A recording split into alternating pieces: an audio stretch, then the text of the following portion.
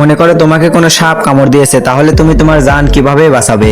দেখো, তুমি সর্বপ্রথম সেখান থেকে মুখ দিয়ে বিষ তোলার চেষ্টা করবে না, কারণ মুখ দিয়ে বিষ তোলার চেষ্টা করলে তাড়াতাড়ি শরীরে বিষ আরো ছড়িয়ে পড়ে। আর অন্য কেউ যদি মুখ দিয়ে বিষ তোলার চেষ্টা করে তাহলে তোমার সাথে সাথে সেও মারা যাবে। তোমরা কোনোভাবে মুখ দিয়ে চুষে বিষ তোলার চেষ্টা করবে না। সাপ যদি কামড় দেয় সর্বপ্রথম শান্ত থাকবে, কারণ বেশি অস্থির হলে বিষ তাড়াতাড়ি তোমার হৃৎপিণ্ডে পৌঁছে যাবে। তোমরা সর্বপ্রথম শান্ত থাকবে, আর যে জায়গায় সাপ কামড় দিয়েছে সেই জায়গায় পরিষ্কার পানি দিয়ে পরিষ্কার করবে। আর যদি সাবান থাকে তাহলে সাবান ব্যবহার করে পরিষ্কার করবে। তারপরে যে জায়গায় কামড় দিয়েছে তার উপরে একটি কাপড় দিয়ে বেঁধে দিবে, কিন্তু বেশি টাইট করে বাঁধবে না, একটু ঢেলা রাখবে। আর চেষ্টা করবে যে জায়গায় সাপ কামড় দিয়েছে সেই জায়গা ঝুলিয়ে রাখা, যার ফলে বিষ ছড়িয়ে পড়ার স্পিড কমে যাবে। আর তাড়াতাড়ি অ্যাম্বুলেন্সকে কল করবে। আর যে সাপটা কামড় দিয়েছে সেই সাপটা দেখতে কি রকম সেটা মনে রাখবে।